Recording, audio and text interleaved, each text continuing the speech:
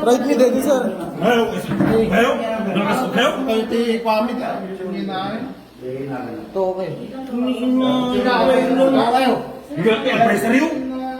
Sa viral video nakuha sa loob mismo ng Pasukin Municipal Station noong ika-29 ng Marso, pinagsasampal at pinagmumura ng pulis na ito ang isang complainant na naisa ng mag-report at magsampa ng kaso. Ano, sir? Sir, Sir.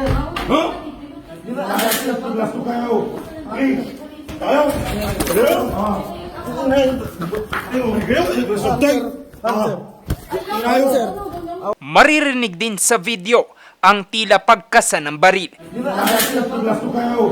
Ang video na yan sa social media umabot na ng milyong-milyong views na ikinadismaya ng karamihan.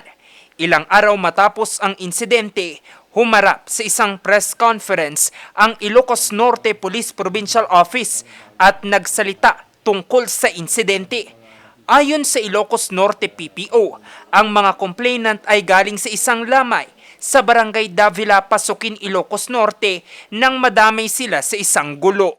Doon po sa lamay na yon, may dalawang grupo na nagkaroon ng commotion. So, yung isang party nabugbog, binugbog ng grupo naman ng taga Davila rin. Nagpunta naman ang grupo ng mga complainant sa police station nang maganap ang insidente.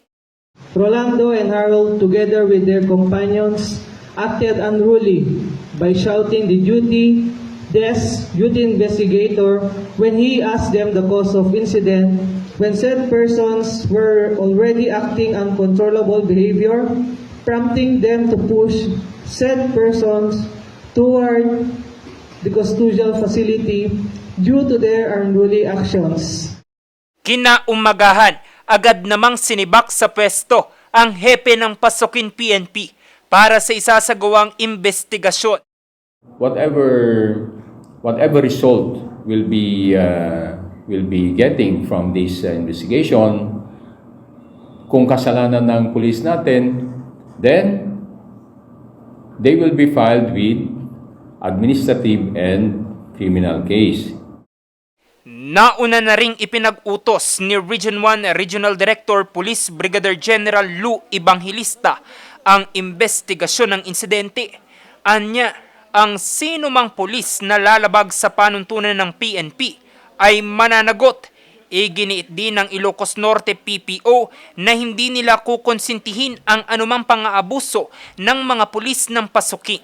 Sa ngayon, nasa kustodiya pa ng Ilocos Norte Police Provincial Office ang mga sangkot na pulis para sa kanilang reassignment habang nagpapatuloy ang investigasyon. Jose Robert Inventor, ORNG News.